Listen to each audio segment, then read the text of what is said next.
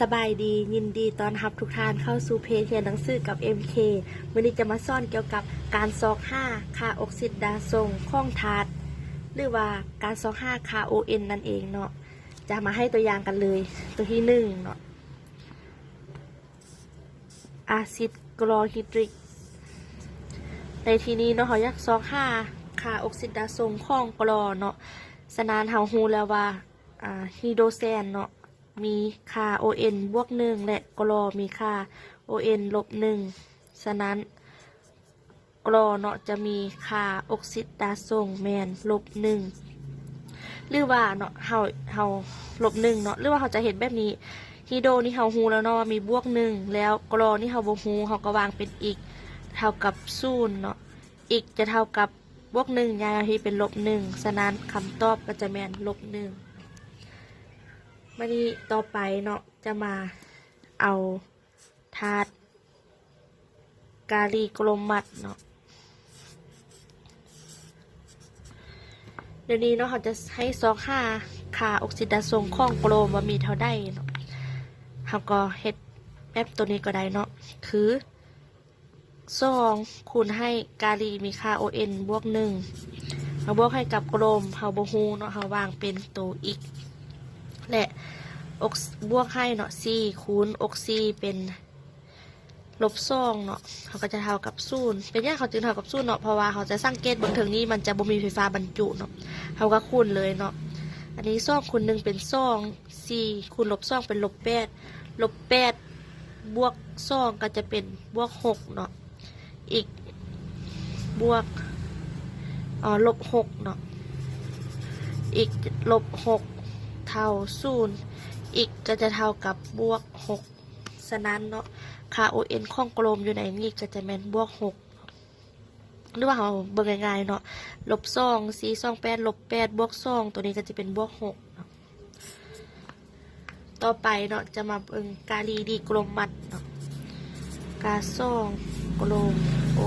7ตัวนี้ห้อย4ตัวนี้ห้อย7เนาะ25กลมคือเก่าเราก็เห็นแบบเก่าเลยเนาะ2คูณให้บวก1ค่า ON ข้องกาลีบวกให้อีกบวกให้7คูณให้ O แมนลบ2ก็จะเท่ากับ0 7คูณ2เป็นลบ14ลบ14อีกจะแมนบวก10ลบ12เนาะขออภัยเขาทอดเอาอีกเนาะก็จะเท่ากับบวก12คำตอบเนาะกลมมันจะมีค่า ON นี่มันบวก12 7คูณลบ2ก็เป็นลบ14 2คูณ1เป็น2 12บวก12ก็จะเป็นบวก14กับลบ14เนาะหมายความว่าจาวเนาะต่อไปจะมาเราเกี่ยวกับตัวที่มีค่าไฟฟ้าบรรจุเนาะก็คือฮาร์ดเปโอซี2ลบเนาะจะเอาตัวนี้ให้สำหรับตัวนี้เนาะค่าไฟฟ้าบรรจุให้เราสังเกตง่ายๆคืออยู่ในที่นี้เขาจะซอก5ค่า ON ข้องฟอสฟอร์ฉะนั้นฮีโดรแซนมีค่า ON บวก1บวกให้อีก